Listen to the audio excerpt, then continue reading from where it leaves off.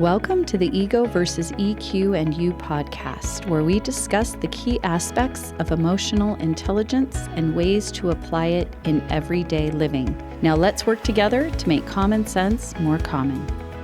Welcome back to the Ego versus EQ and You podcast. I'm your host, Jen Shirkani, and I'm so happy to be joined in studio today with my co-host, Steve Friedlein. Welcome, Steve. Thank you, Jennifer. Thanks for coming back. You keep coming back for more I know. I just keep showing punishment. So continuing on in our Verses series. Okay. I wanted to talk a little bit about the difference between feedback versus criticism. A big topic we hear quite a bit from clients on where does feedback start and end, and when does it turn into criticism? And I think in this case, I'm going to argue for the side of criticism. Okay. I know most people don't want to do that, but good luck with that. I think what happens sometimes is I'm just being honest and people perceive it as being critical. And, you know, I'm just trying to tell it like it is. And people are very sensitive these days.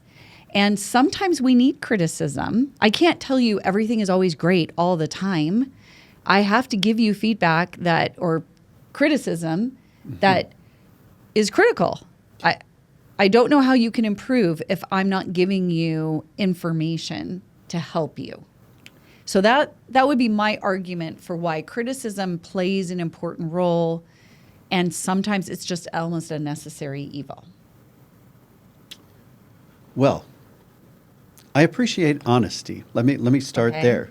So if you have something that you absolutely feel that I need to know, I appreciate that. Mm-hmm. But in terms of how that message is conveyed, I think sometimes when it feels critical, it's because the way the message is delivered or the timing of the message. I feel like for feedback is concerned, obviously we all like to hear positive feedback. Okay, right. I like to know if I've done something well, but in contrast to criticism, I would say if I need to improve in something, yeah, let me know. I appreciate that honesty, but give me an alternative. What could I have done differently that would have brought about a different outcome? So, because I feel like sometimes when I get criticized or when I feel like I'm being criticized, it's just like, don't do that again. Okay.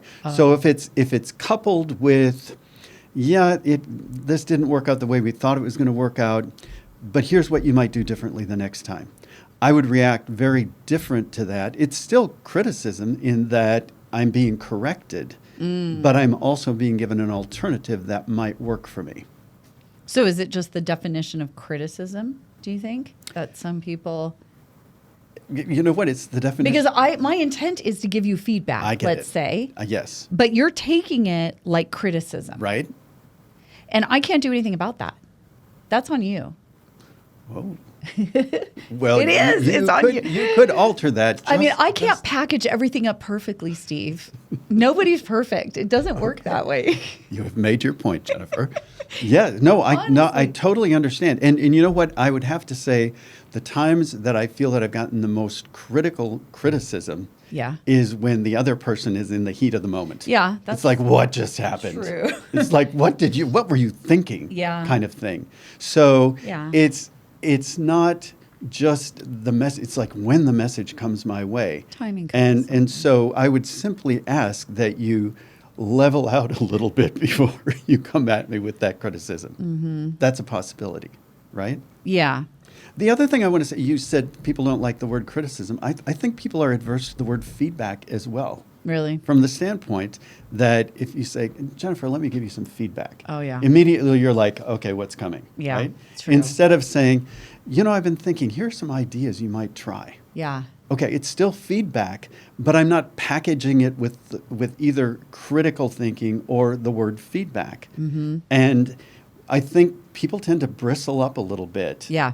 When they hear, Oh, you're going to give me some feedback, huh? Yeah. And it's not a bad thing. It's a good thing. I think we can all agree we want to get better. Right. Yes. Yeah. I mean, I think everybody wants input, Yes. especially from a boss or somebody who's assessing your performance, if it has anything to do with a review, a bonus, a salary increase, I want to know what I can do to improve my odds of getting right a good review. But I think we have a combination of too sensitive on the receiving side and needing it to be just perfectly delivered. But maybe also on the other side, somebody who's just given up trying to make it all flowery and nice and is like, listen, I'm just going to tell it like it is. And you have to just take it that way. Focus on my content, not my tone. Yep, exactly. I think there are responsibilities on both sides. Okay. I need to give that feedback in a way that is designed for the improvement of the other person in mind. But if I'm receiving that feedback, I need to be open to the fact that it may hurt a little. There may be a little bit of a sting, and I need to just deal with that. You know? Yes. Yep.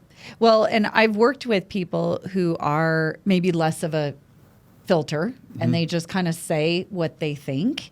And yes, it might sting sometimes, but there is something to the transparency of it that I do appreciate. Yes. At least I know where I stand with somebody like that. There's Yep. no game playing. They're not telling me one thing but thinking something else. Yep. And so I like that Yep. person Yes. who can be critical at times. Well, but it's the is- classic example of the person who gets serious feedback during a performance appraisal. Okay. And in the mind of that person, it's like, if this is the issue, why didn't you tell me before? Yeah, that's true. Okay? There is no benefit in holding back something that someone needs to hear. And I think as leaders, people hear that oftentimes. You know, if this is a problem, why didn't you tell me? Yeah, why did you wait till my Were you review concerned 6 about my months feelings? later? Well, guess what? Now I've got them. Negative feelings. So timely.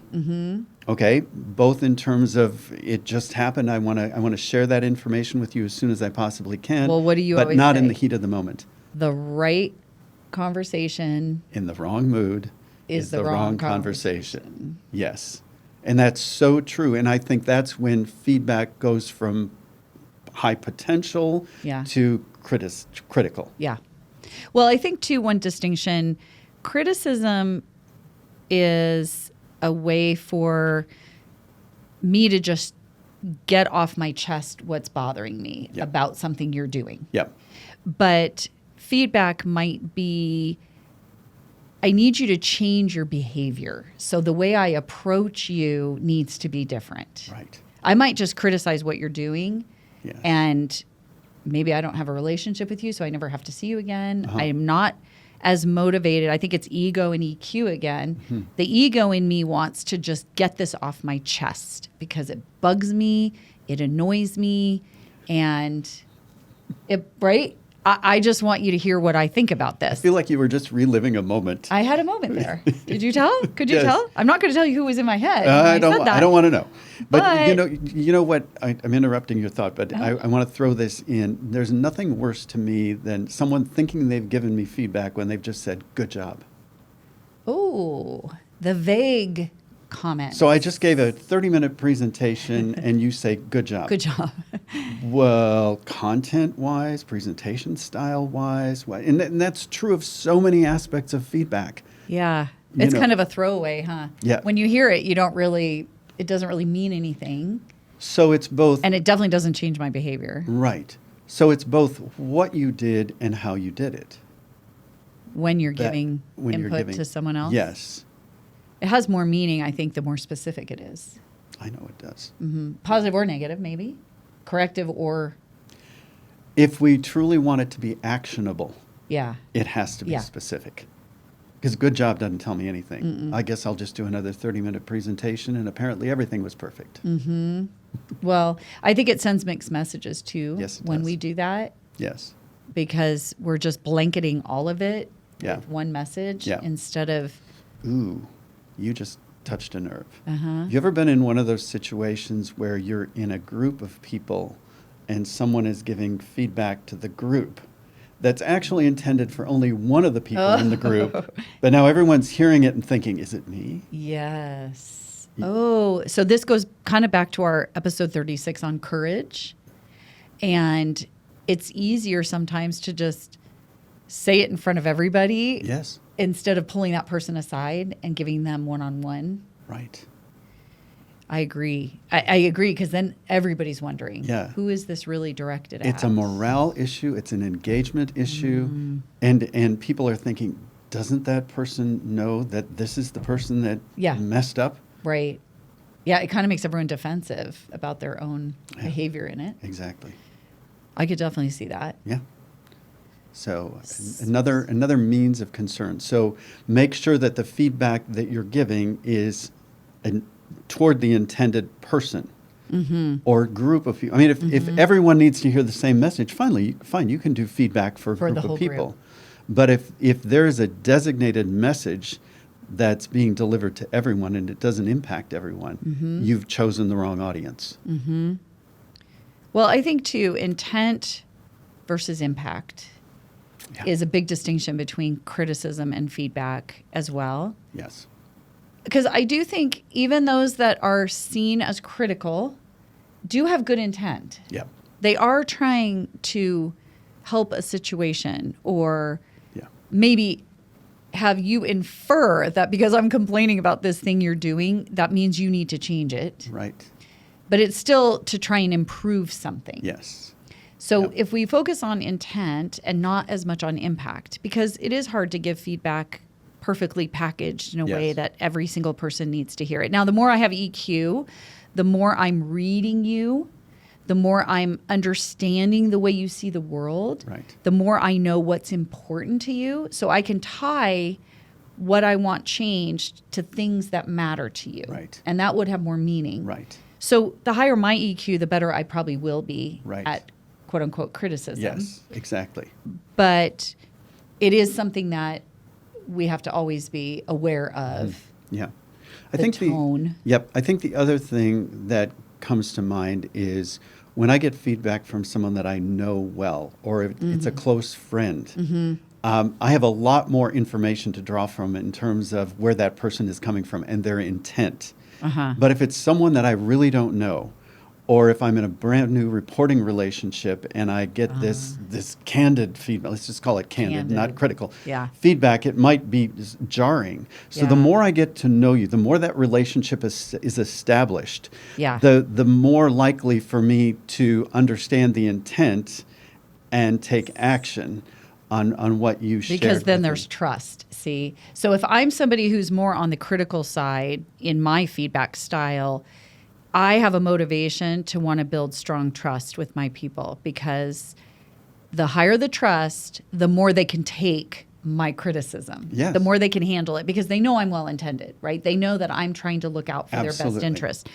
If you are somebody who has that more critical style, but there isn't strong trust, the relationships are shallow, you might also be misunderstood quite a bit. Yep, totally agree. And it would only decrease the likelihood that they're going to want to be motivated to change. Yes. Well, in a great example, we've worked together for a long time now. And if you share information with me about something I've said or done, I have so much to draw from in terms of the history of this working relationship that I'm not going to be offended. Yeah. Okay. But if we're don't test that, though. I mean, don't push the envelope. No, but I'm just saying, when you know someone well enough to know how they generally share information, it's like, okay, this is what I'm expecting. If it's a little out of the ordinary, I can deal with that. But the less you know about the feedback giver, I think the more you bristle at what might be coming. Yeah, I agree. And I think the higher my EQ, the less likely I am to be offended by anything you might say. Because if I have high enough self-awareness to know I'm not perfect, I have areas I need to work on, I get it when you give me feedback on something. Because it's like, I know, I need to work on that. And so if you find yourself offended a lot, focus on the EQ piece, because the more of that you develop, the less offended you'll be. And I go back to a previous podcast and just have to throw this in as we bring it to close.